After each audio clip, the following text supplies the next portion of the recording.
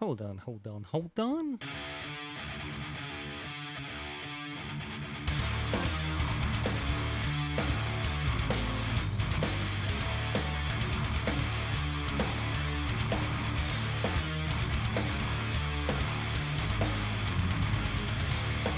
What night is this? Oh, yeah. It's Monday night. How is everybody tonight? Thank you for tuning in. If you're new to this program, this is Fishy Hour. Tonight we are going to talk about local fishing conditions. So I've got two anglers set up to come on tonight. One that's been shredding it up in La Jolla. Hold on, let me pause this. As much as I like that music, I got pause.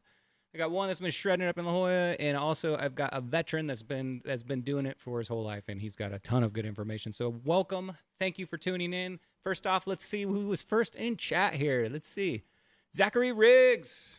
What's up, Zach? I'm super glad you're back. I know you're gone for a little bit. Super happy. Hopefully everything's going good in your classes and everything. And thank you for tuning in, Zach, and thank you for being number one. First bit, Stingray07. We may be seeing that guy later. He may have a story about a white sea bass. If you guys saw the thumbnail, guess what? We're going to be talking about some La Jolla stuff. Okay, next up, Eric Lehman. Bit. Thank you, Eric. Hopefully everything's going good. And Ramona with you at Ramona Automotive. Leonard. Me and Leonard. So we're going to get to that, Leonard. Me and Leonard went fishing this weekend with Roman. And let's just say the fishing out there is pretty epic right now. Pretty excited that I live in San Diego. Benjamin, how are you, Benjamin? How's everything going up there, Benjamin? Glad. Thank you for tuning in. TB Metal Art. TB Metal Art made me this beautiful mailbox.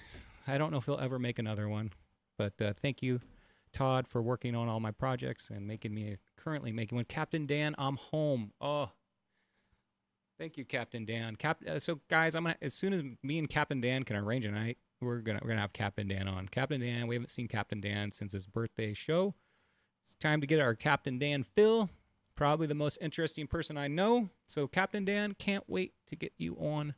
See what's been going down. Captain Dan has been working on the motocross series. So he's been traveling the country. I think he runs the whole dang show. Working on the motocross thing. Spin Rod Marvel, what's up, Marvin? Always glad to talk to you. Salty Dangler, what's up? Salty, thank you for helping me out last week. Salty did an excellent job. Thank you so much.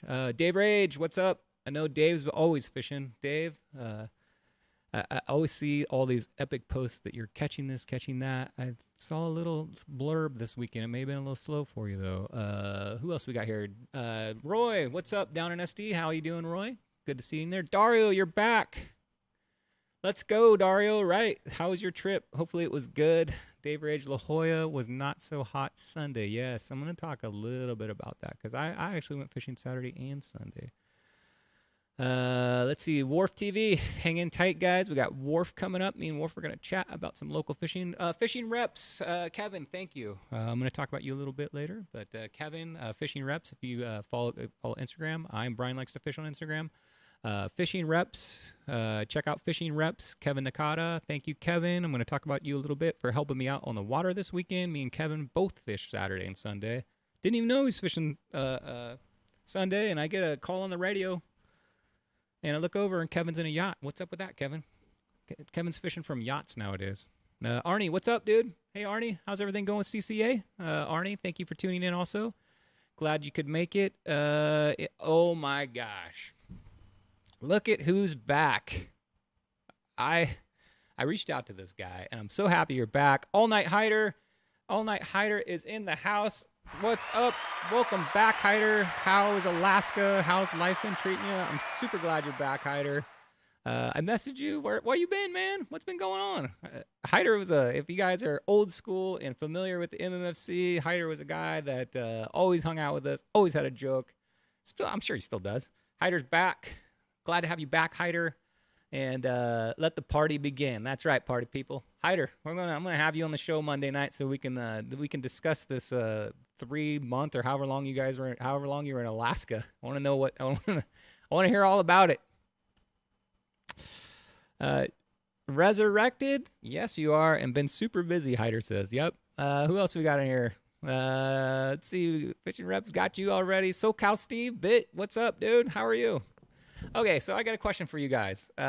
Who went fishing this weekend? If you went fishing in chat, I want you to pin it. I went, and then where? I went to San Diego Bay. I went to Mission Bay. I went offshore. I went to Mexico. Let's see who went fishing, and maybe I'll have a few questions for you while you're live in chat.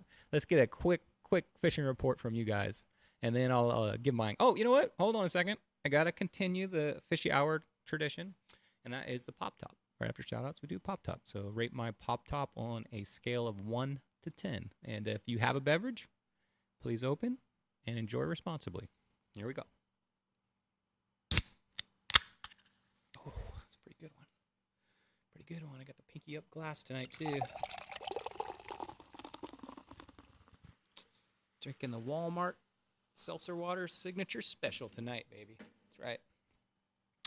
Okay, let's see who went. Salty Dangler went. I went shore pounding with my son. Gosh, that is perfect, Salty. How'd you do? And Salty, where'd you shore pound? I'm assuming Mission Bay. That's awesome. Dave Rage, I went to Hemet on Saturday and La Jolla on Sunday. Yeah, you chose the wrong day for La Jolla, I think. I think if you would have went Saturday, you may have had better things. I went to Point Loma, then the Bay, then the secret spot. I know your secret spot, Eric.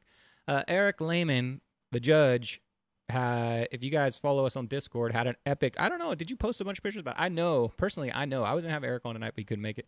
But Eric had an epic weekend. And I think he took somebody out with him, too. So I know about Eric. I know about you. I want to get you on. We're going to talk about that. It's not tonight, but soon.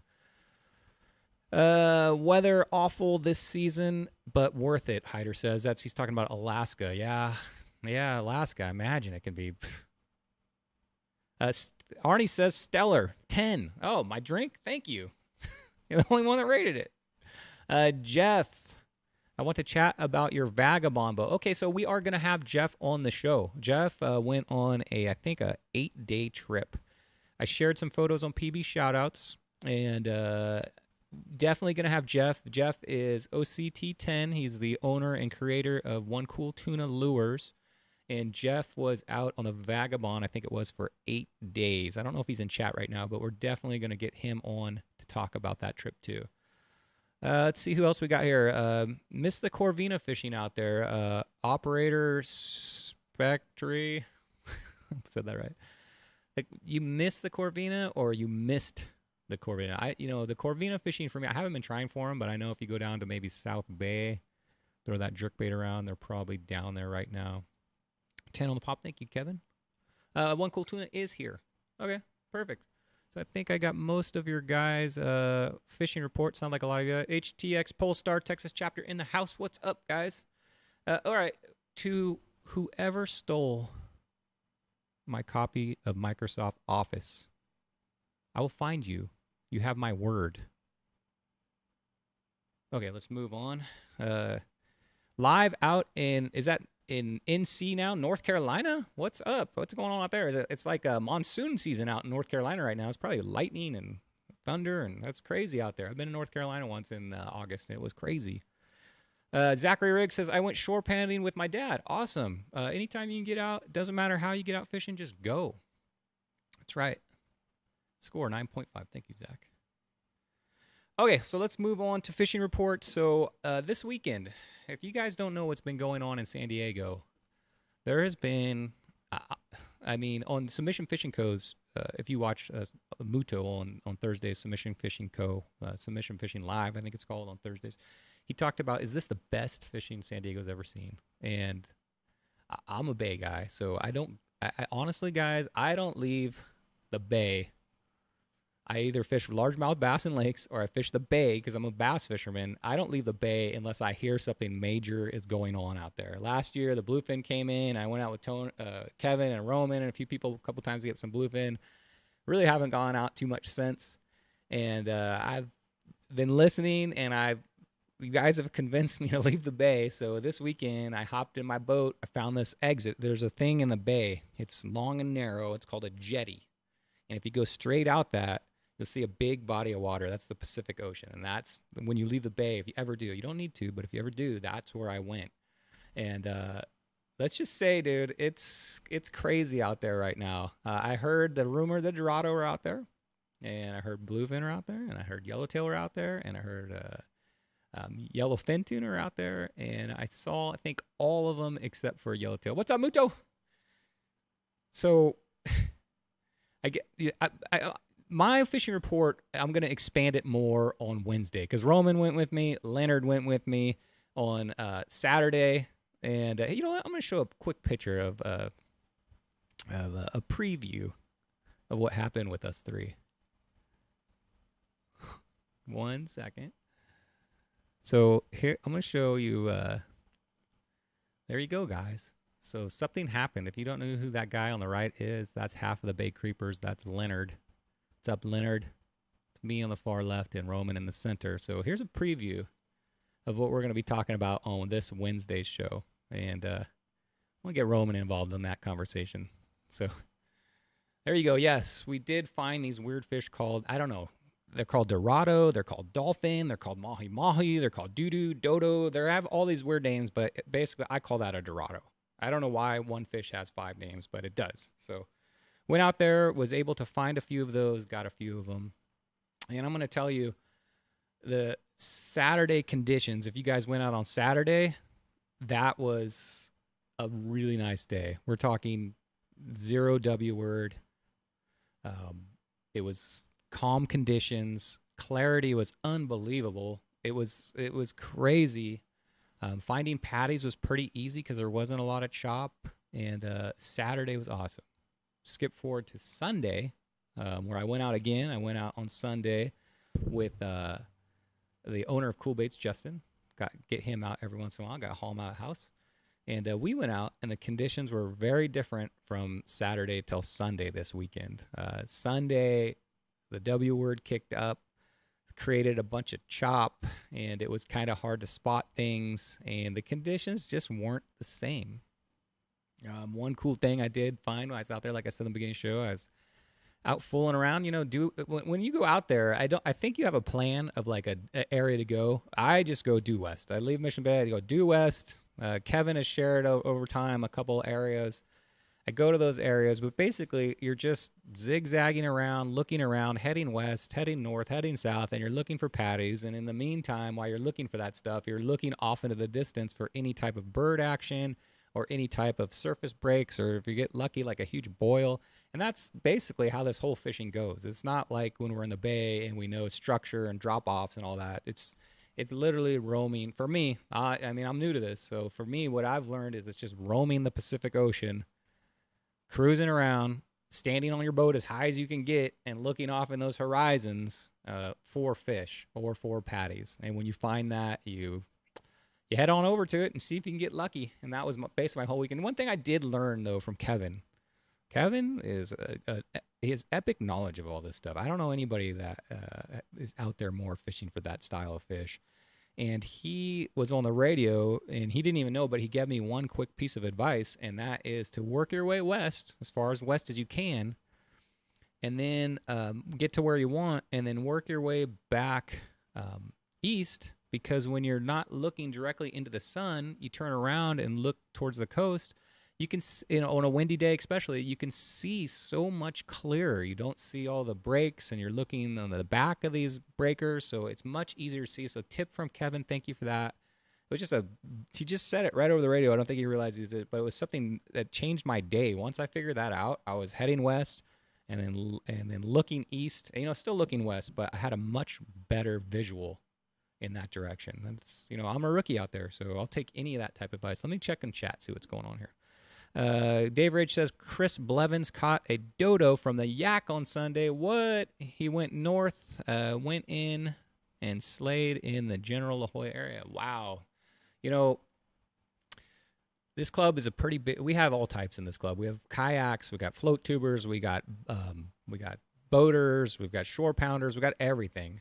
But a lot of us are kayakers, and we're planning a trip called the Pickle Run, and that's coming up on September 10th. If you own a kayak and you're interested in doing this, watch Wednesday. We're going to give a lot more details on it. Wednesday night, Fishy Hour, 7 p.m., same channel. But we're doing a thing. Kevin's leading this group up, hopefully in his boat. If not, I think Muto's going to fill in. If Muto can't, then I'm going to do my boat. I'm preferring I want to do it my kayak this year because I've never done it. But we're going to start at Dana Landing, time to be determined, probably 7 a.m. And we're going to basically paddle down to San Diego Bay on our kayaks and fish the entire way. And then once we get to San Diego Bay, we're going to have vehicles left there, and we're going to transport everything back to Dana. And we did this last year. A lot of fun. Fishing rep says I will. Cool. Thanks, Kevin. A lot of fun last year. I was in my boat, so me and Leonard were in my boat last year, so I got the comfort of just giving it the gas and cruising. So I'm going to put in the effort this year and pump my way there. Pump my way there on my kayak. So if you're interested in that, tune in Wednesday. We'll have more details on that. We'll probably go over it. But also, if you guys are in Discord, try to find a partner. So it's key. If you can't find a partner, we'll figure it out. But try to find a partner for the pickle run. That way you can leave one of your vehicles at San Diego Bay and the other vehicle will be at Dana. That way you can transport your junk from bay to bay. So try to find it. And we have set up in Discord a slot in the MMFC Discord. Salty, can you put that link up? If you're not in Discord, click this link. It's the only way to join. This brings you into the MMFC Discord. Go to Pickle Run. Type in there, I'm in. And if you need a partner, just say, need a partner. And somebody we're going to figure all this out. We'll figure out how to get you out there. Hyder says, I plan on making the... Oh, Hyder's going September 10th. Yeah, dude. Heck yes, Hyder. That's awesome. I look forward to hearing your laugh out there again, Hyder. Let's get some shenanigans going. If Chris Blevins got a Dorado and we've got 20 kayakers out of there, I expect one of us to get a Dorado out there. Let's do this. This might be... I don't know, Kevin. This might be a good chance for an epic day out on the pickle run. Last year... we didn't have that opportunity. Last year, we were fishing calicos and a lot of dropping down on the bottom and getting whatever we get down there. But this year, I don't know, man. Who knows what we're going to get? That's a long day and a lot of stuff to fish. Let's see what we got in chat. And then hold on a second, Caden. I'm going to have you come on in about 5 minutes here. I'm just going to catch up on chat. Yeah, Muto, you got to take if you catch a Dorado and you gaff it, obviously. If you catch a Dorado, they go from that bright green, awesome, Instagrammable, the beautiful Dorado that we know, to like a gray. Like here, I'll show this picture again. This picture right here. So that's when a Dorado's dead, and they lose. To me, it's kind of... I honestly, I'm like I don't like to kill fish, but I like, if I catch a fish like a Dorado, of course, I'm going to keep it. I'm going to eat it. I'm not really like a fish killer. I'm a fish lover, but I don't harvest a lot of fish because I'm a spotty fisherman and a largemouth fisherman. So, but it's weird seeing a fish just kind of like go from bright yellow to all of a sudden just kind of like just fades out to gray. And that's just what they do. So if you're going to get a picture, Muto says, get that thing quick. Yeah, right when you get in the boat. Take your couple of Instagram photos or whatever, and you'll get that bright green. Let's just pedal west until we need to mothership it back. Oh, Dave, I don't know, dude. What are we going to do? Bring like he's talking about the pickle run. If we just head west, like we're going on like a armada of kayaks going out to the Pacific just to get out there like 12 miles. And then what would we do when we got out there, though? I guess Kevin could deploy like a 200-foot rope and we all like hold on and he tows us in. I don't know. I think we're going to stick with the plan of bay to bay. That's a whole... We could plan another trip like that, Dave. I'll mothership if you guys want to do something like that, I'll mothership a off trip for that. There's always towboats. We've tried that. Salty Dangler once. We went out just at the end of San Diego Bay, and we were fighting. He was fighting the current, and I was in my boat, and I kind of felt bad. So I tossed him a floating rope, and Salty grabbed onto it, and I'm like, okay, just tell me when. And I could tell he's struggling to hold on because you're pulling your body weight and the whole PA body weight. It sounds easy. It sounds like this thing to go, but Salty like had all full on death grip on that rope. And I think we got it up to about 7 miles an hour or 6 miles an hour. And Salty's doing one of these that, he can't hold him. But I think still to the day, Salty, I think if you go into Salty's sonar and look maximum speed, it's like 7-something miles per hour. And that's because I was towing him with the boat. I wanted to try to get that kayak on plane, but I don't think he could hold it. Hyder, we did a 24-hour tournament. Yeah, all-night Hyder. I'm sure he'd be up for that. Hyder, are you going to wear the bright chartreuse pants That's what you're known for. 7 miles per hour is too much. Kayaks don't plane out. I think we could prove that wrong, Salty. I think we could prove that a kayak, you just got to lean way back. You got to lean way back, and I'll just tie that rope to the front of that thing, and I bet you we can plane it out. You get that thing going about 25 miles an hour, it'll be planing out. Okay, guys. So stick around for Wednesday. I'm going to give my full fishing report for Saturday and Sunday. Give you a clip of that picture, so we did something out there. But I want to save that story for Wednesday. I think it'll be good then. I'm down to give it a shot. All right, Dan. 5 Gil. What's up, 5 Gil? Thanks for tuning in. If you're I'll bring a rope, and when I go out to the river, I take this boat sometimes, and I get my kids on those tubes, man, and this thing can tow a tube, and I get that thing going about 30 miles an hour, and I turn it sideways, and I whip that tube around trying to throw those kids off. We'll try that same technique on a kayak, see what happens. Might want to take out all your gear first. All right, so Caden, I'm going to go ahead and bring in Caden. If you don't know who Caden is, he's been fishing a lot of La Jolla. It's Stingray. Hold on a second. I'm going to get him on real quick, so hold on 1 second. Let me give Caden a call here.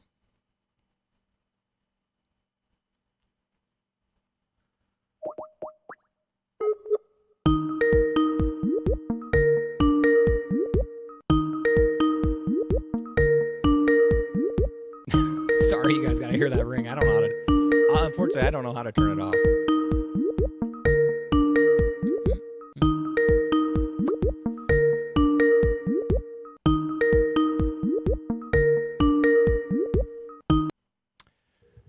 Okay. You're calling the wrong guy, Brian. Oh, sorry. Hang up. I'm sorry. Whoops. That's Coach. Guys, I'm going to get this right one of these days. There we go. Now I'm calling the right guy. Coach. I only show up I show people at the... All right, here we go. Sorry you guys got to hear that ring, but... No.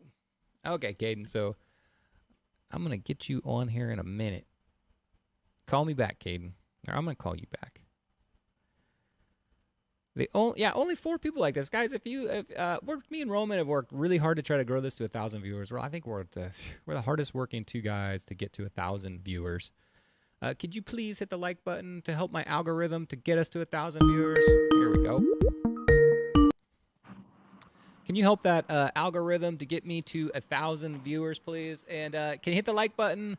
Tell your friends, please. And if you can, I've been asking you guys a lot. Can you please just leave a comment? Because that's like double liking it. The comment helps my algorithm. If you just want to say a comment of a thumbs up or it was pretty good or whatever you want to say, just leave a comment for me so I can help this algorithm. Hopefully get this show out to some San Diego fishermen. I think it's a good local fishing report. I think we can get this to 1,000. If we get to 1,000 subscribers, me and Roman are gonna do something epic. I mean, it's gonna be big. We're gonna rent the hot tub pontoons. What we're gonna do. All right, I'm gonna bring in Caden. So hold on 1 second. Here we go. Hey, Caden, you are on. Let me bring you in with the round of applause. You guys don't know, this guy right here is Caden. How are you, Caden? I'm pretty good. How about yourself? Awesome. First Salty Dangler comes on last week, and he's got a sweet setup. And now I find another guy, Caden, who's a fishy guy. He's got a sweet setup. Thank you for showing up with an awesome mic. Great video. Thank you, Caden. Looks like a good setup. Hey, man, I'm doing my best here. What's going on, Fishing Reps? What's going on? What's up? Yep. What's up, Caden? So, Caden, you've been on and off. I think I had you on a month ago, maybe? Month ago? Yeah, about a month ago. Caden's been gonna be kind of a regular on the show because he, guys, has been launching La Jolla. We talked about your launch on the last show and been tearing it up out there. And you've been consistent, Caden. I've seen you catch yellowtail. And if you guys saw the thumbnail to the starting of the show, this guy went out there and, you know what? I'm going to show this picture real quick so it'll lead up to it. Hold on a second, Caden. I'm going to go ahead and pull this baby up.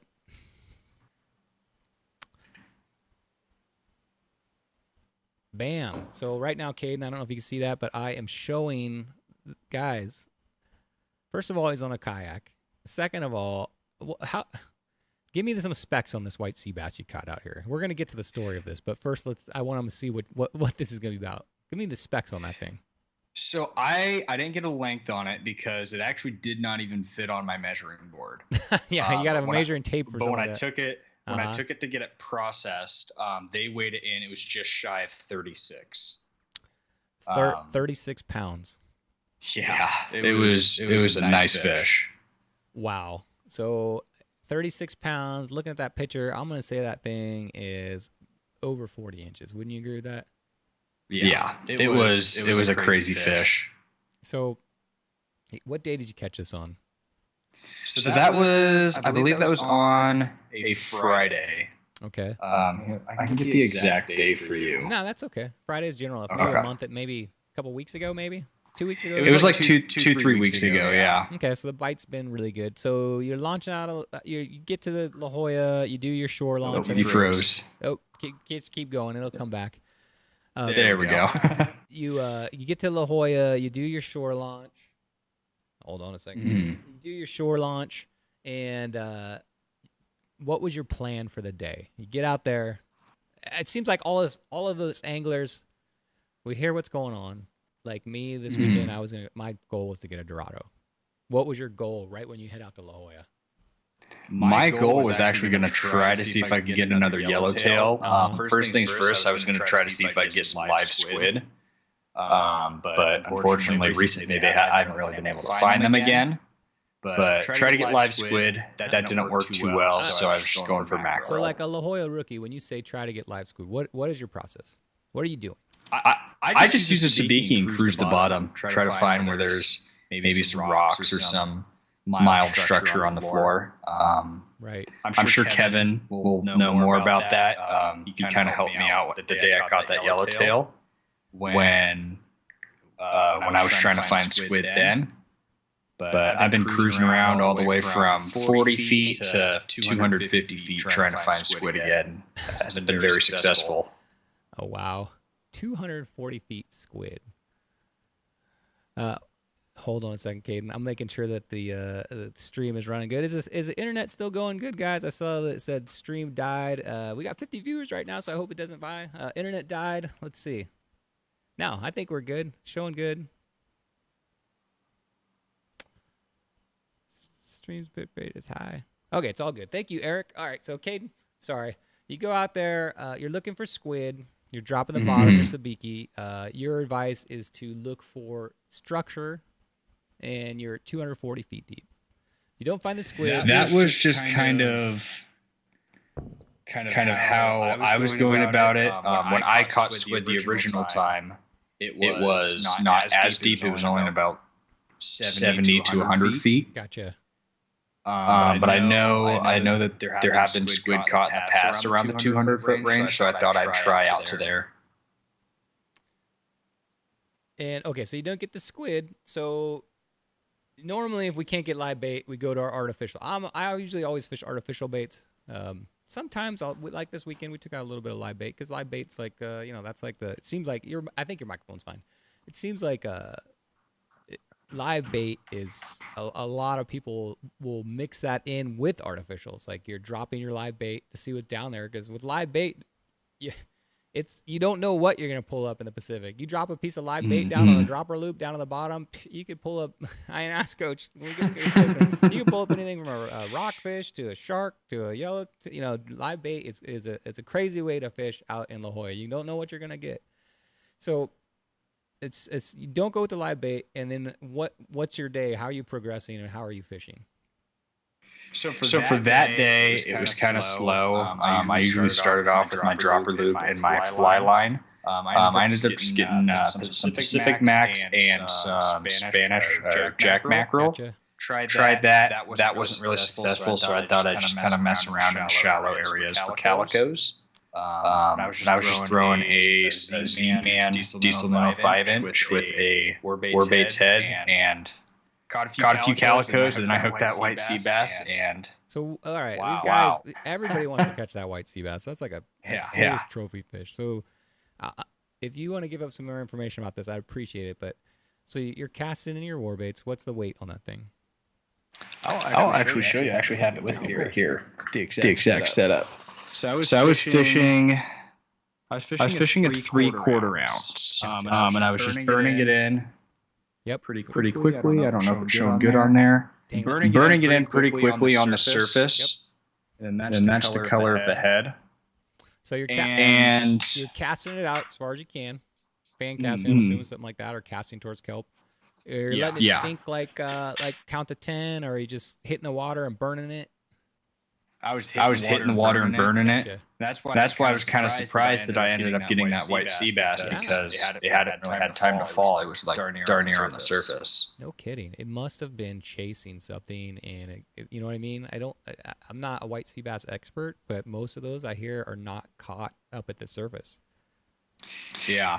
Even still, when I went out Friday, there was another guy that caught a white sea bass on the dropper loop, but he wasn't on the bottom. He was right halfway down. He was fishing about 40 feet and was down about 20 feet on the dropper loop with a live mackerel. They must be like all other types of bass where they're just chasing the bait or chasing whatever's at, and wherever those are. That's what I'm thinking, but it's definitely a pattern that I've been seeing lately.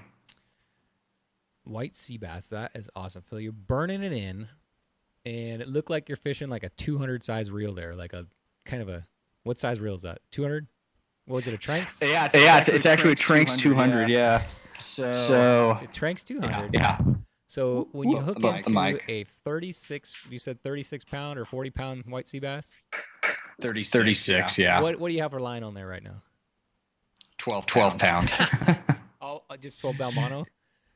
Yeah, 12 pound mono with a it's mono top shot with braid backing, gotcha. And that thing didn't even get to the braid. That may be what saved you on that white sea bass, because with that reel and that rod, and I'm sure it was bottoming out, that extra mono shock absorber stretch, because you probably had a bunch out, that may have saved that bite. Like, I wonder if you had a floral leader, I will never know, but if you had a floral leader, like a 6-footer and straight braid, would you've lost it? I wonder, because that mono definitely, I think, probably helped you out. Because when I've been fishing braid for so long, and when I go back to a mono rig, you're like, what is this? I can't. It's just like so stretchy, dude. It's like, if you fish braid exclusively, and then you pick up a mono rod, somebody else's rod, it feels so smushy. And I wonder if that helped.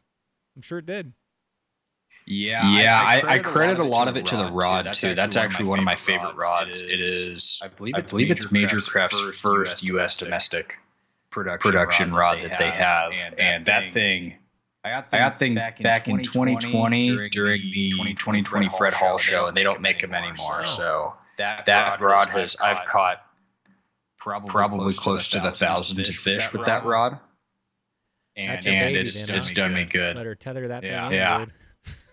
Oh yeah, it's got the tether on it right now. You got it you got it in your bedroom. That thing sleeps with you, right? Well, yeah, I brought it in just in case you guys wanted to see what I hooked it on, but so it was. I imagine it's pretty exciting to catch a 40-pound fish, hook up to it. What did you think it was? Well, the way it was head shaking, I almost thought it was a yellowtail at first. I was pretty confident it was a yellowtail because when I ended up hooking my yellowtail, it was just the way it was head shaking. It was very similar, and the way it would make runs. This fish fought very similar. Did it take line, or was it kind of wear them out quick? And it took. You cut out a little bit there. Go ahead, keep going. I said, did it take a bunch of line? How was the fight? Did it take out a bunch of line? So the fight was kind of brutal. It was very much. It was kind of like playing yo-yo. Gotcha. So I would chase it down with my kayak, get right over the top of it, and then it would take off again. It was pretty much just chasing it down and trying to keep it off the bottom as much as possible. Yeah. But it just kept taking line, and I'd have to chase it down again, and then just keep it from going too far. Well, I mean, one advantage you have of when you hook into a big fish like that on a yak, is it'll use that yak as a drag system because it's gonna for sure. Yeah. You know, if you're spot locked in a boat or you're in a big giant, you know, charter boat or something, and you get a fish, it's basically, you know, it's like you're almost on shore. It's not moving an inch. It's not going to move that big boat. So in a kayak, I think you might have a little advantage when you have a small setup like you were fishing for calico and hook into a monster like that. So I got a question from chat. I think. Sorry, you cut out again. I think everything that fight entailed, everything that could have gone wrong. It really is kind of a miracle that I landed that. I think if I changed any of the anything in that scenario from if I was on land or if I had slightly lighter line or a different brand of line, even I think I would not have landed that fish. There's already so much against me, like Operator Spectre said. I did gullet hook it too, so it like just absolutely swallowed that bait. Yeah. So the fact that the line didn't fray, let alone with it being 12 pounds, nothing short of a miracle. Yeah. What did the line look like when you pulled it up? Because it's what, 6 inches into its mouth? Oh yeah, it was it was a little rough for sure. So did you gaff it? Did you net it? Did you bounce it? I gaffed it. If I tried to bounce that, man. Yeah, that definitely is not a bounceable fish. Okay, we're gonna answer a question, the two of us. So I'm gonna answer, and then you're gonna see if you can answer this too. Zachary Riggs says, "Does anybody have any experience with a travel rod?" Zachary Riggs. What I use for a travel rod, because I do a lot of backpacking and like remote places, and if I'm going where there's water, I'm bringing a rod. Is I just go buy a 2-piece ugly stick. They're like very inexpensive, big 5. You don't have to worry about it, you know, breaking in the back of the car or breaking it on the way there. Those things are indestructible. They're, you know, $39 probably, and it's gonna feel like a wet noodle, but it's your travel rod. You're just trying to cast and get something. So I recommend just getting a 2-piece. What I use, 2-piece ugly stick. They break down to like 2-3 foot pieces, and you can carry them pretty much anywhere. I know they sell like the fancy ones that come in a nice case, and you put them all together, and those are nice too. But if you're looking for an inexpensive travel rod, that's what I recommend. Caden, do you do any travel rod? I do. I actually go up to Washington State once or twice a year. Like you said, 2-piece. Always go for a 2-piece. I like the Daiwa Revros combo. That rod actually used the Daiwa Revros as my light spotty rod, and that rod has done phenomenal for me. It's not really anything special, but it does the job, and it does the job really good. Isn't that like a $79 rod too? Not too expensive. Yeah, and it has like a white band around it. Is it? It does have a white band. Yeah, that's a nice rod too. That one probably has a better tip than the ugly stick. The only thing I like about those ugly sticks is I don't know what they use on like the last foot of them. It looks like a coiled up little cable almost in there, but those things are like indestructible. I've got one that's been through nightmares and still goes. Dario says, I used a rod tube to take my rods to Portugal. Yeah, if you're traveling on an airplane, I don't know if they'll... It's been a while since I've taken a rod on an airplane. I don't know what the rules are anymore, but you probably need some kind of case. Dario, did you have to check that in when you flew?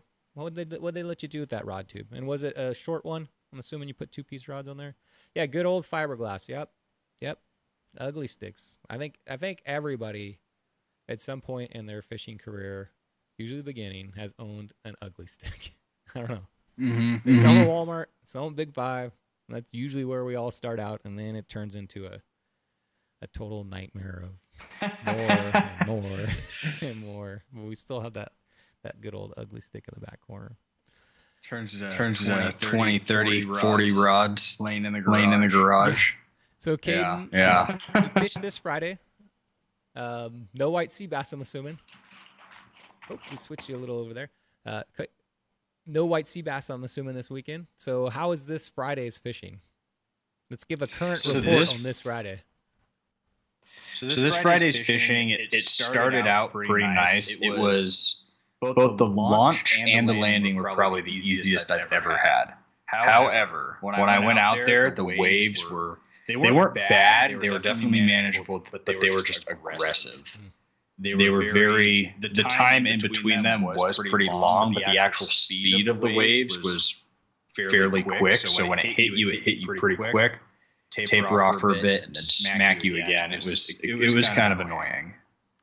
Bite was okay for calicos at least. There was one white sea bass caught again. Like I said, the guy was using the dropper loop halfway from the bottom.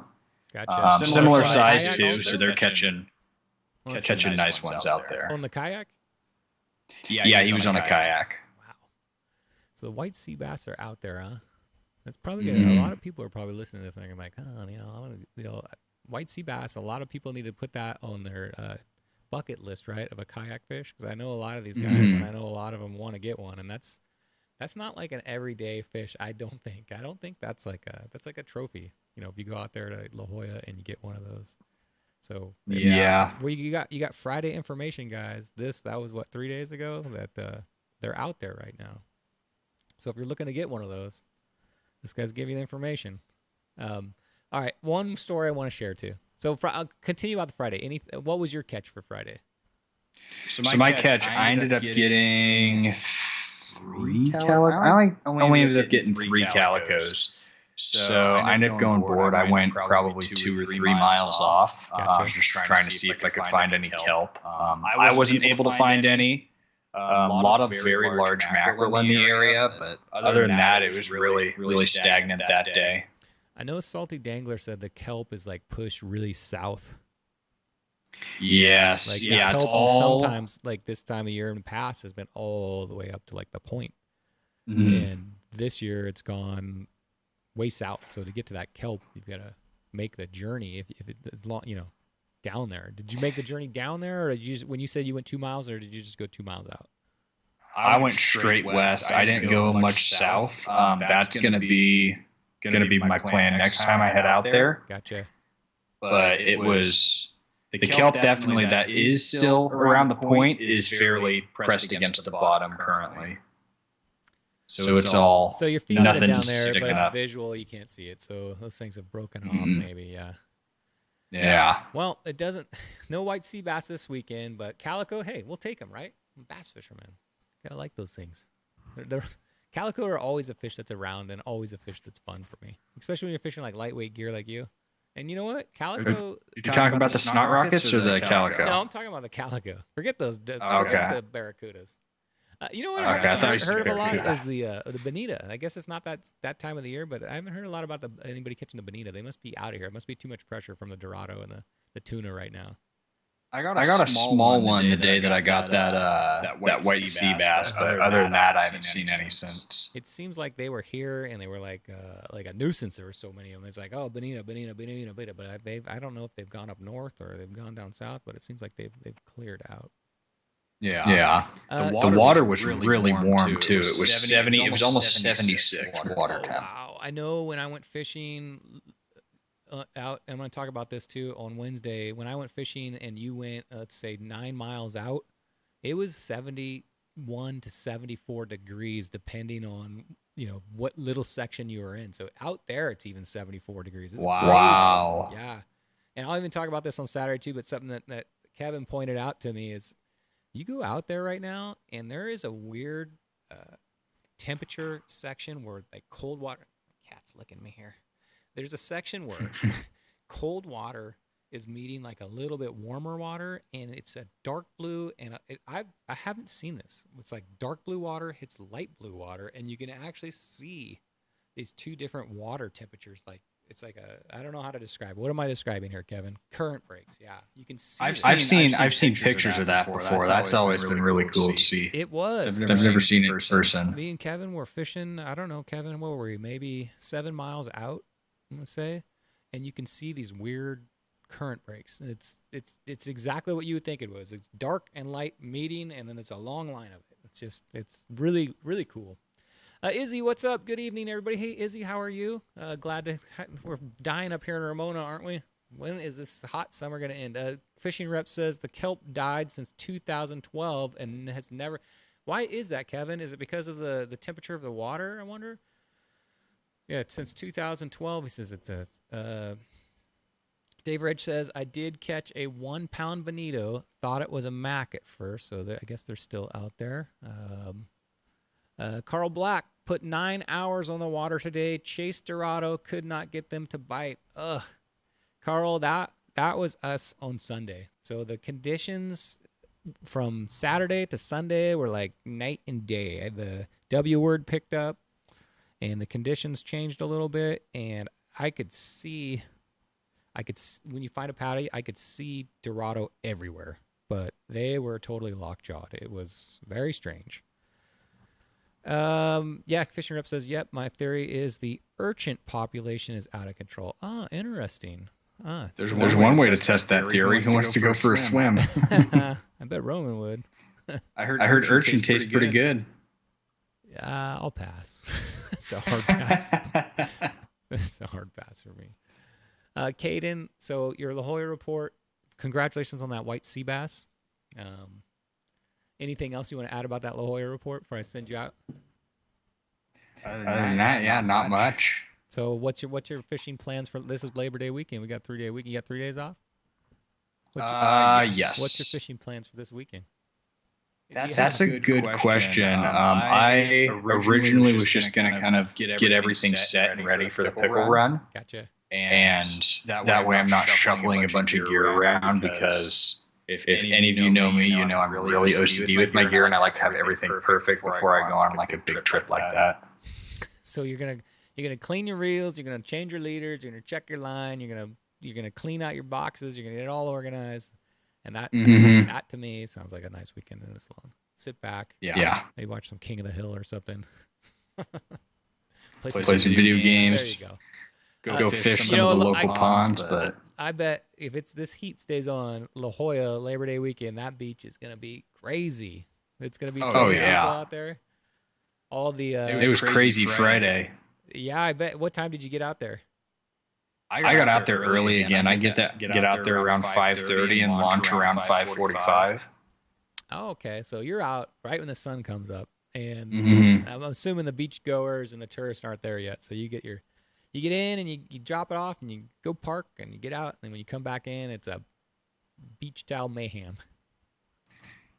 Yeah, there was a lot of people out there that were not kayakers that were parked pretty close. So parking was not really the best that day.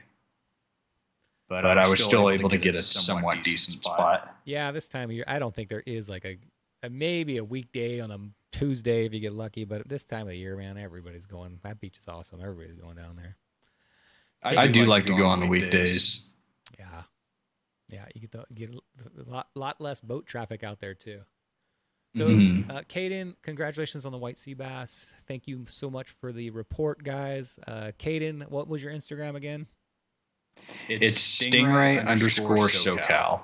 So go follow Caden on Instagram. I'm sure you've got tons of La Jolla pics. And Caden, thank you so much. I hope to have you on again with one of these awesome reports. Thank you for sharing the information on that white sea bass. So, Caden, until next time. Thanks for having me. Thanks, Caden.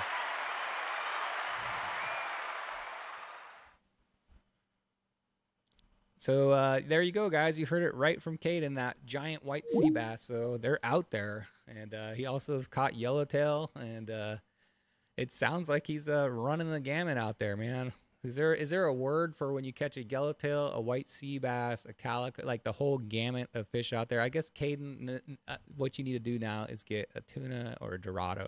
That's your next goal. Let me catch up on the chat really quick. I know a few sea urchin harvesters up north. Is that a big thing to eat up there? Ugh. Is there any meat on a sea urchin? I can't imagine there would be much. Ever says, nice job, Caden. Yeah, thank you, Caden. Need more sheephead around. You know, it seems like sheephead I don't know. It seems like they're plentiful. Anytime I go sheephead fishing, they're there. I just got to get the good old shrimp out. Coach, you're up next. So, Coach, if you want to get ready, I'm going to get a fishing report from Coach. He's been fishing around also. Kelp on the surface was my way around far from the MPA. Okay, Dave. So you've seen kelp out there too.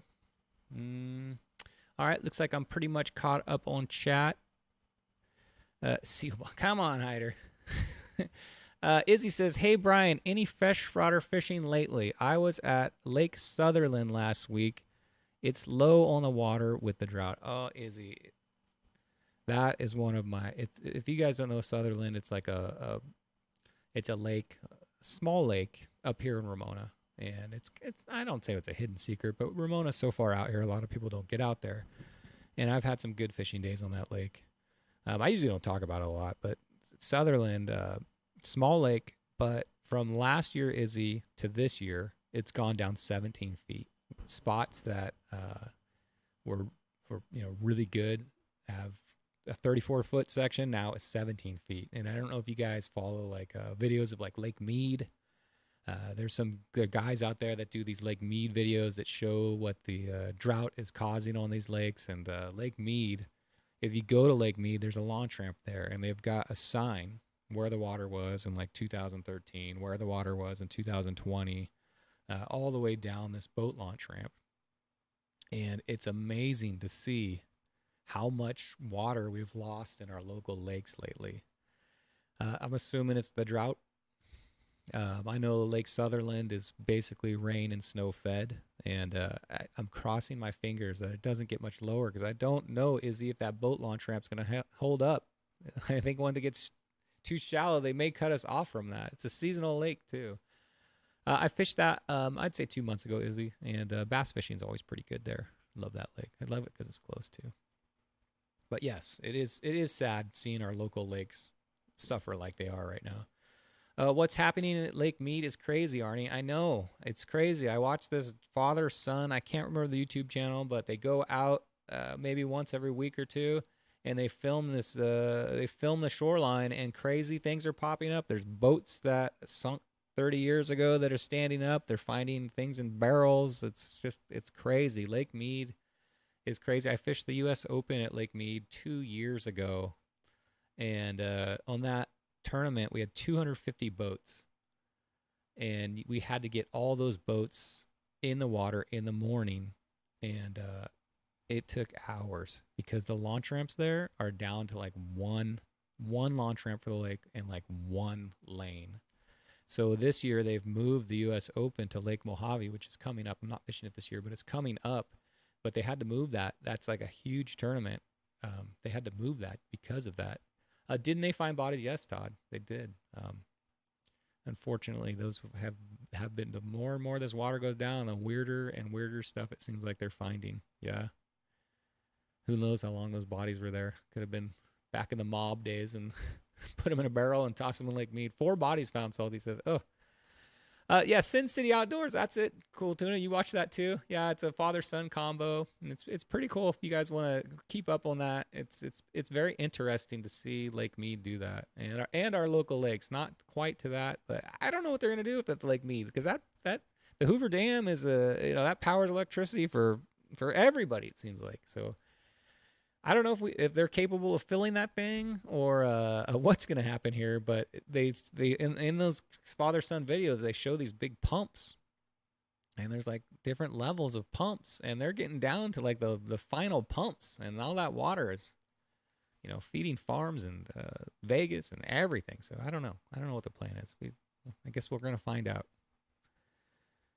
Found blocks of concrete with bones sticking out. Oh, Jeff. Okay. All right, so I'm going to bring in Coach Worf. So, Coach, you are up.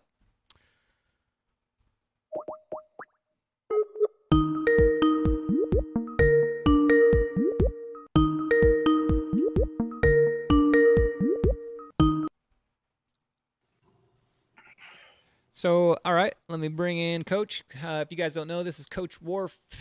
I'm going to call you Local Legend, Coach. Local Legend. Give 1 second for your screen to size here, Coach. Thank you, Coach, for coming on. Coach has been a regular for Fishy Hour. He's probably done as many shows as I have. He's been on Monday nights with Roman almost every single Monday. Now Roman's taking a little hiatus. Of course, I'm going to keep bringing back Coach. Coach talks about the surface temperature reports in the past, but we're going to change it up a little. Me and Coach are just going to talk about local fishing today. So welcome, Coach. Thank you for coming on. Welcome back. My pleasure. So, Coach, I haven't seen you in a couple of weeks. I saw you at Spotty Bowl award ceremony, and haven't seen you since. What have you been up to? I've been fishing my usual cliff spots in La Jolla, poking around a little bit at Sunset Cliffs. Went out to the desert the other day when it was predicted to be 98. You're a madman. Nobody goes out to the desert in August. Well, it was a rare sub 100 degree day, so I'm like, well, I'm gonna take this opportunity. Sub 100, but plus 101 humidity. Grab my kid and head out, So. So, all right, let's talk about this desert trip. What's your kid say when you say we're gonna hop in the Crown Vic and head out to the desert? Do I have to? I've asked her many times, Brian, many times. I've said, the day you don't want to do this, you just let me know. Oh, okay, that is awesome. And you know what she tells me every time? No. Never, Daddy. Never. I'm never not going to want to go to the desert with you. Ever. Oh my gosh. That's awesome. Let's hope it sticks like that. How old is she? 13. We'll see how much longer she'll keep going out there with me. Until she gets her license, we'll see. But take advantage of that. Anybody that has kids, take them fishing. Do it. Go buy a boat. I don't care. It's worth it. I fished with my son for 8 years, probably the best 8 years of my life. I fished every single weekend with him. Now he's graduated high school and he's a little older. I think he's going to come back. He still fishes with me occasionally, but not quite the same. When they're that age, Coach, man, take advantage of that age. Oh, you bet. Every time I can, I'll drag her happy carcass out there. I have to say, though, the predictions were very wrong. It was not 98 degrees out there. It was more like 109. Oh. So if you guys have ever been to Vegas or wherever that's 109, it's just hard to just get out of the car. You get out of the car and it's like somebody's like holding a hairdryer on your face. It's like, oh my gosh, I don't know how. I mean, you must have a really good hat, Coach. I don't know what you're doing out there. Honestly, I tolerate the heat way better than most people, so I'm sure that's part of it. But Oof. It was a lot cooler on Saturday than it was Friday. So what are you fishing at the canals out there? Is that what you're heading out there to do? What's that? Are you fishing the canals? Imperial canals? I fish it all. I fish drains, I fish canals, I fish embankments, I fish reservoirs, I fish it all. What's a drain? How would you describe a drain? A drain is the water that's been run over the fields and it is being disposed of. So the fields they flood them, right? They open up a little gate. Yep. And this is a farming community that Coach is fishing at. So imagine like a huge flat field with a little berm around the whole thing. And they open up this floodgate and basically flood the entire thing. And that's how they water it. They don't have sprinklers. They just flood it. And then that water that's ran out of that goes into, what'd you say, a drain? And there's fish in there? A drain. Wow. I wouldn't ever think of there would be fish in there. I mean, everybody's like, oh my gosh, you fish the drains. That's disgusting. There's fertilizer in there. There's pesticide in there. And I'm thinking, but you're eating the crops on the field that has the water sitting on it. True. So, I mean. True. What are you dropping down a drain nowadays? What's the bait of choice? Depends on my mood, but I prefer I like 3 baits over everything. If I just want to catch anything, I'll use a piece of shrimp. Gotcha. That seems like to me like shrimp is not like squid where you get it out in 109 degrees. If you get squid out in 109 degrees, that's going to be some nasty stuff. But shrimp seems to be, doesn't have the smell, isn't a mess, isn't all slimy. Shrimp to me not only works good, but it's like a clean bait. You know what I mean? Yes, and a very versatile one. Even fish that are mostly vegetarian will still eat a piece of shrimp. I catch those tilapia sometimes out there on shrimp chunks, and even though they're mostly vegan, they'll still take a shrimp chunk a lot of the time. Sure, why not? Benjamin says, I was in Bullhead past weekend, 118. I think the hottest I've ever been in is 114. And it was so hot that we parked in a parking lot, and when we got back, our car battery popped, and the car wouldn't start. It was 114 degrees out in a black asphalt thing, and I had to change out a car battery, and I don't think I've ever sweat so much in my entire life. You have to anything you have to do in 118 degree weather, it's hot. It's just miserable. I've been out there in 124 before. Woo! That was next level right there. Have you ever been out there at the canals? I've been out when I was much younger, in my high school age. Me and my friends would go out to All American Canal, and we would camp under the bridges, and we'd do the same kind of fishing you were doing for catfish, bass, whatever. We didn't care what it was, just catching fish. And we'd camp out there. And sometimes, like in August, you'd get those crazy lightning storms, and like a monsoon would roll in. Oh, did I lose Coach? I lost you for a second there. You're still going. You've been blinking a little bit off and on. Yeah, the internet's, it's Ramona. It's going. So, did you hear my story about fishing the All American Canals when I was younger? And occasionally, if you went out there in August, there'd be these crazy monsoons, like lightning storms. It would come from nowhere. It'd be warm, nice, clear, and all of a sudden, boom, here come these clouds. And it would be, August was known for like these crazy monsoonal seasons. Have you experienced that out there? Yeah, I was actually out there on Friday night. And I saw one of the most amazing light shows of my life. Lightning? Just 3 hours of solid lightning over all the Chocolate Mountains and the Kofa Range. It was incredible. I was out there on the east side of the valley, and I didn't experience 3 hours, but I'm going to say I experienced 30 minutes of that. And it's the thunder and the lightning are so crazy. You're like, oh my gosh, I better get in my car, or I better, I don't want to be standing out here with my rod up in the air. Hey, the fish bite really good out there when it's raining like that. They really do. Really? Stirs up the water? Oh, yeah. Let's see here. Let me catch up on the chat here real quick. I don't like to eat anything from water or fish pee in there. Salty Dangler, you're a funny guy. Izzy says, my son is taking over all my gear. Every time I look for something, I find his back. Hey, let him do it, Izzy. That's your fishing buddy right there.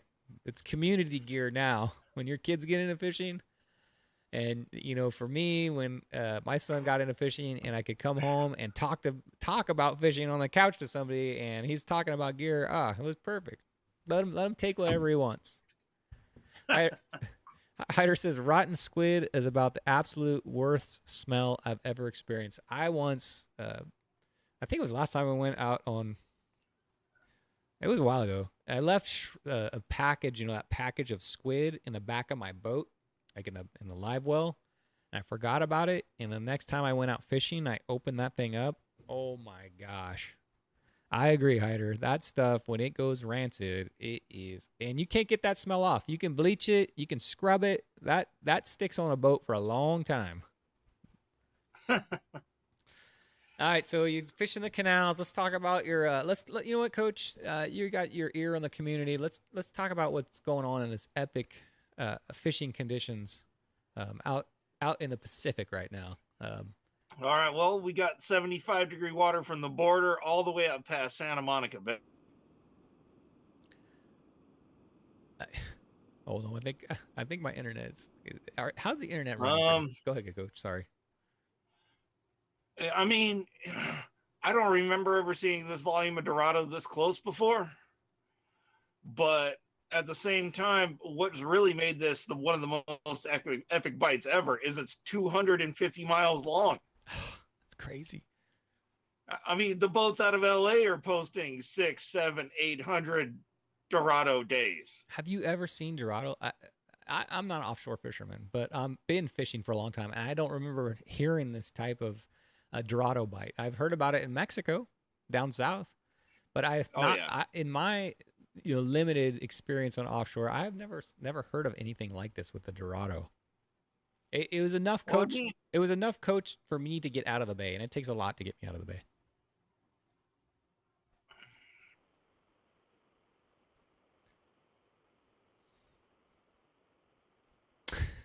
Is the stream cutting out? I think. Are you there, Brian? I'm here. I'm sorry, Coach. It's we're kind of cutting out back and forth here, but just keep going. I think it's good. All right. So basically, I've seen some really good Dorado bites off and on in my lifetime here. I don't remember ever hearing this close in this wide of a band ever. We've had years with epic yellowtail bites really close. Skipjack and black skipjack on the beach. We've seen that a few times. We had that really nice local wahoo bite a number of years ago. That was pretty amazing. 1 year, a bunch of frigate tuna got pulled into Mission Bay. Wow. That was pretty incredible. It seems like the water's warm enough. Fishing, this is about as good as it gets. Is the water warm enough to bring the wahoo back? Don't they need that like 75 plus? Is that what they like? Yeah, we're flirting with it right now. Wow. We're flirting with the edge of their temperature range right now. Can you imagine if we add that fish to this mix too? Like we got the tuna are out, the dorado are out, the yellowtail out. We just saw white sea bass. I mean, guys, this August, if you're into fishing, and this is it. I don't know what else we could ask for, right? We're so blessed to live in a California, San Diego in particular, to where we have the ability to go out. I mean, I took my boat out, I'm going to say definitely less than 9 miles, but to be able to just hop in a boat, go 45 minutes in a little tiny boat like mine and catch a fish like that, it's crazy. We're so lucky. Some guy in Dana Point a couple of weekends ago, a kayaker off Dana Point hooked a marlin in close somewhere there. And it was caught on video. So, I mean, it's a pretty interesting year. But then again, we've had marlin at the kelp beds before. And as some years gone by, we've had albacore on the Loma Canyon, where half-day boats were going out and catching 12 or 15 per guy. Wow. And just loading the boat so full that it looked like it was getting ready to sink in the swell on the way back. Just back in the no limit days. That deckhand was earning his money cleaning that on the way back. Those Dorado to me are not like a simple fish to clean either. I had to clean mine. Roman basically showed me how, because that was the first Dorado I ever caught. But yeah, to clean Dorado, if you catch 10 of those, expect to spend an hour or plus cleaning fish. Those things are not easy. Captain Dan says, dodo sightings are epic, but they're a little line shy. Coach, I had the same experience. It's they're literally right in front of you, and I'm talking tons of them, and I'm reeling in baits, and they're chase it, and they look at it and they turn. And that was me for probably 3 or 4 hours on Sunday. It's so frustrating I mean, they're right there. It looks like I could reach in and punch it in the face. It's right there. So how much experience do you have on Dorado, and do you have any advice for catching these things that are line shy?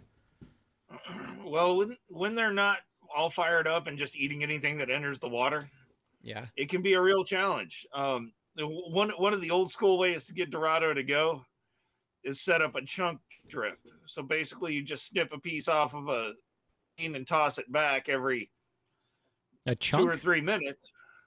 And you get a long line of chunk bait going out in the water, and the ones that'll respond will start eating and coming to the boat. Then you whip out. This is when you whip out the spinning gear. Okay. Gotcha. You get the spinning gear out, and no hook bigger than about a 2, maybe even a 4. You just hook a little chunk on, and you just pitch it back and let it drift back. That is super interesting. So you're like you're feeding them chunks to get them like frenzied up. Coach cut out. You're feeding. You cut out, but we're back. So you got me there, Coach? Yeah. Okay. Coach's video is coming in and out. I don't know if it's his or mine, but we're just gonna go with it, guys, because it's just a little pause here and there. But your video will come back, Coach. Give it a second. Yeah.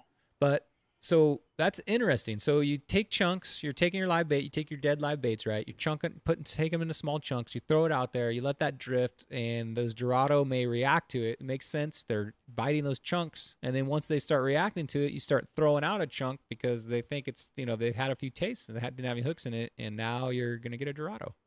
Huh? Yeah. I wish you would have told me that yesterday.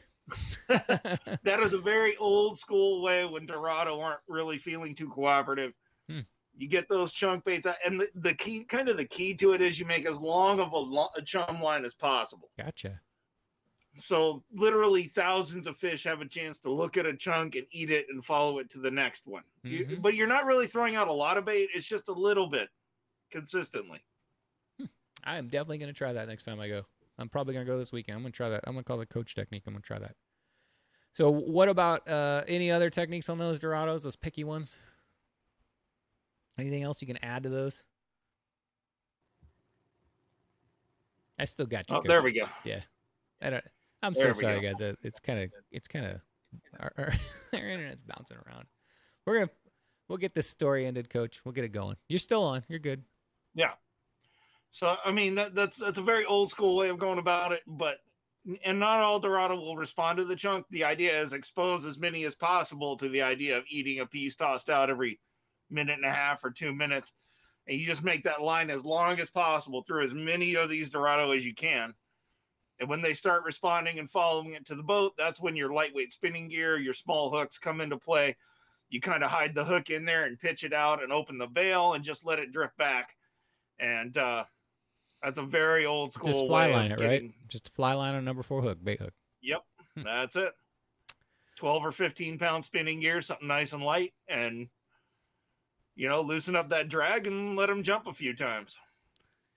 Dave Rage says, I heard the trick for a non-biting dodo is a 3-inch white bucktail. Have you been listening to Dan Hernandez? The bucktail, yeah. Is there anything the bucktail cannot catch, Coach? that thing's been around forever. It's a classic lure for a reason. I mean, it really does work. A lot of guys underestimate the jerkbait. Yeah. For Dorado, a lot of guys won't cast it. Sometimes they'll respond to a jerkbait, a stick bait. Probably very flat fall or slow pitch would work fine too. I'm going to say, Coach, I threw a minimum of 8 different types of presentations to these Dorado. A-rigs, Crocs, poppers. I threw a whopper plopper. I threw the river to sea whopper plopper. And those things were, if you don't know what a whopper plopper is, I think I have it here. I'll show it. I got all my gear here. Hold on a sec, Coach. Only because this is a funny story. But it's a river to sea makes it. And it's a whopper plopper, and it's cool just to say the name, but the reason they call it is because of the name it makes. It has a little tail on the back, and it churns like a wash machine. It's got this tail that rotates, and when it's going in the water, it's like chunk, chunk, chunk, chunk. And I was throwing this exact one in this week, and it's still wet. And those Dorado, I think if you see him hitting the surface, I don't know if anybody's ever tried this, but for tuna or for Dorado, anything that's breaking the surface, I think this would be a killer bait, because out of all the baits, they weren't eating anything, but out of all the baits I was throwing, this whopper plopper was getting so much attention. They were coming over in groves of 10, because I think it's like a weird noise, and it's something maybe they haven't seen, but they were coming up, looking at it, and turning. But every time I threw it, it drew a lot of attention. So when I see those fish busting, I'm going to have this thing tied up, and I'm going to get the first, Kevin, I don't know if this is, am I just new to this and people use whopper plopper all the time? But I don't think so. I've never seen it. I'm going to try to be the first person to get a Dorado or a tuna on a whopper plopper.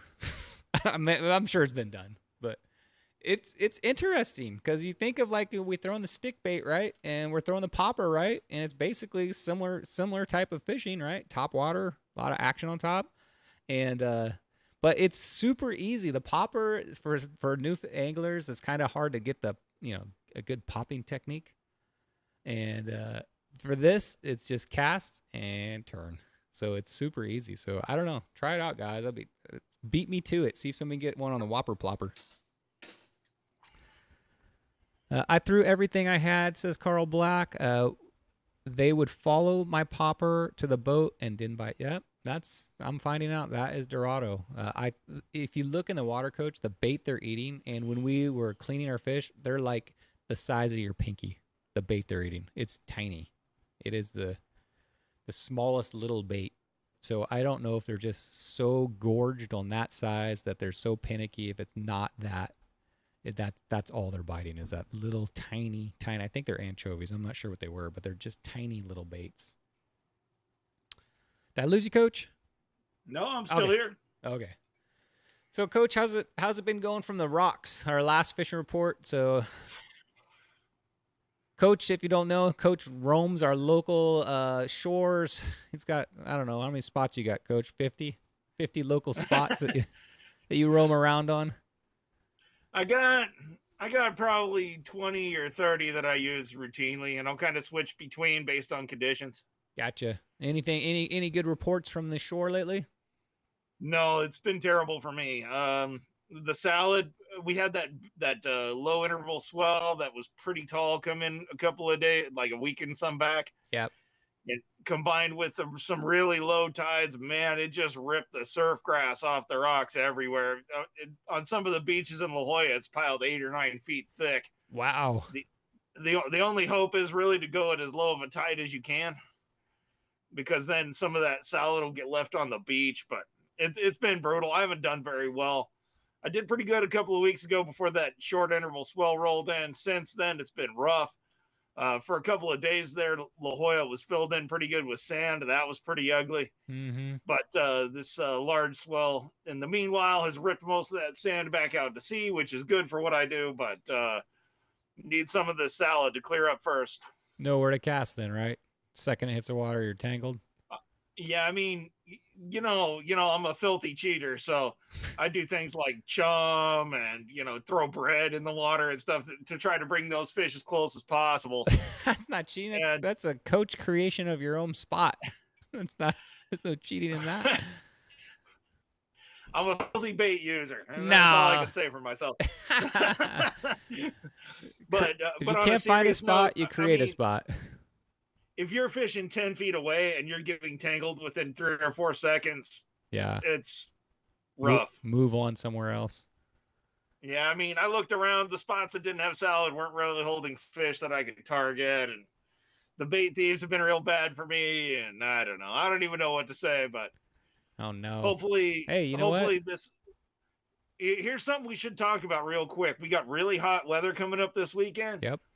If that pushes the swelled flat, like I'm hoping it will, and smooths everything out, fishing by the end of the weekend could be epic. No kidding. Well, and we all have Monday off too, so it's I mean, for those of us that have Monday off, or you lucky SOBs, the midweek crew, next week you have an excellent opportunity of going out and absolutely killing them dead. 9-pound calico was taken over the weekend in La Jolla. Wow. From shore? Not from shore. This was from a kayak, but the guy was fishing on the inside. I was watching him crash on Saturday morning. I was watching the calicos look like they were on mini Jack Max. No. And they were punishing them pretty freaking hard. So that's probably a pretty good sized calico. Nobody's going to bother fishing them with all the Dorado we got out here. But I think it's a pretty nice inshore bite. I bet you this Labor Day weekend, it's going to be crazy because everybody I think that owns a boat that's, even if it's not worthy, seems to be trying to get out there and at least get one of these Dorados or get one of those tunas. So this weekend's going to be wild. Watch out, guys, for the rookies. Labor Day weekend brings out it's like Memorial Day weekend, so watch out, especially you guys that are fishing the bay. That's jet ski heaven. That's Groupon heaven, so watch out. Coach, anything else you want to leave us with? Yeah, just if you can get out. Sooner's better than later. You never know when the next, cold water push or a wind event out of the north or something crazy is going to happen and shut all this down or make it really tough. So while we have this chance, I'm waiting for some salad to move off the beach, and then even my personal hatred for calicos in general. Even I will be fishing calicos once this grass clears out a little bit, and I'm probably going to bring the hurt when I do. So, so for anyone that's even remotely inclined to get out, now's the time. It's been time, but now's the time. I agree. For sure. Coach Wharf, you guys don't know Coach Wharf TV on Instagram. Follow his channel. It's awesome. He's got a lot of sweet shorts of fishing the Imperial Canal, which, man, I think you have the Imperial Canal market cornered, Coach. Is anybody else even out there right now? There's some local guys out there that are pushing some pretty good content. Oh, okay. One of them's called Tira do Arco, I think is the guy's name on YouTube. He's got some pretty good catfish fishing videos for fishing what look like the All-American and the Alamo River. Mm-hmm. For nice sized flatheads. There's another guy working out there, and he's a pretty impressive largemouth guy. He's posted quite a few fish over 5 this year on his channel too. So cool. There's definitely some good fish to be had out there. Well, Coach, welcome back. We'll have Coach definitely on again as soon as anytime you're available, Coach. We're going to get you on. I love always hearing Whenever reports. you have a minute, Brian. And Coach, Kevin, these guys are endless knowledge. Thank you, Coach. I'm going to take you out with a round of applause. Have a good evening, Coach. Thank you so much. You betcha. Take it easy, Brian. Thank you, Coach Worf. Guys, I'm so sorry. I just looked at the clock. I'm 20 minutes past. I'm trying to keep this show short. Coach is right, guys. If you have the ability to get out on the water and do some fishing, now is the time. I didn't give any bay information, but when I came back on Sunday, when the day wasn't that hot, came back in the bay, first cast spotty. So if you guys are fishing the bay this weekend, I didn't have much of a bay report. I'll probably talk about that a little bit more on Wednesday. But the spotty fishing is crazy. The sand bass fishing is crazy. Halibut fishing is crazy. The bays are as much fire as what's going on. We're talking about offshore. The bays are the same thing right now. So if you can get in these bays and fish, there's fish everywhere, and they're eating. With that, guys, thank you for tuning in on Monday night. Sorry I went so long. Hopefully you enjoy the show. And let's take this thing out here. What am I doing here?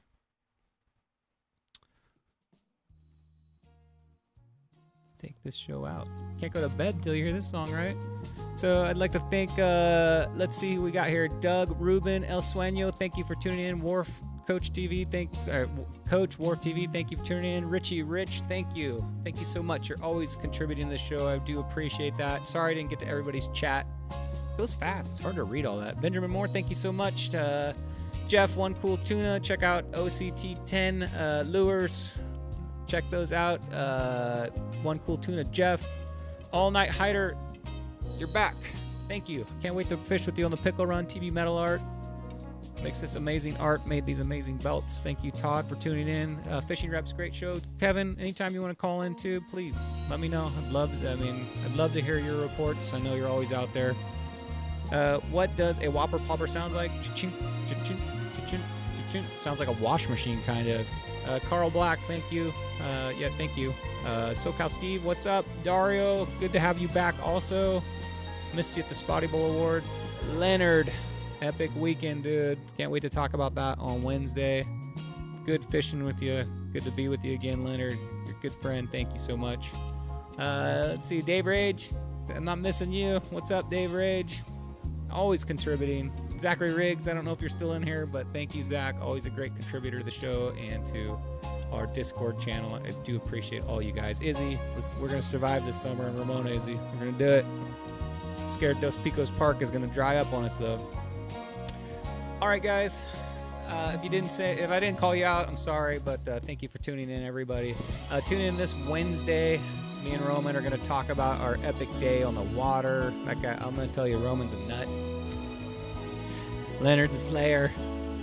I'm just a dude out there in a boat. So hopefully if you tune in Wednesday, but I'll be out there this weekend. If you don't see me on Wednesday, I'll be out there this weekend snagging grass, catching bass. I will catch you guys on Wednesday later.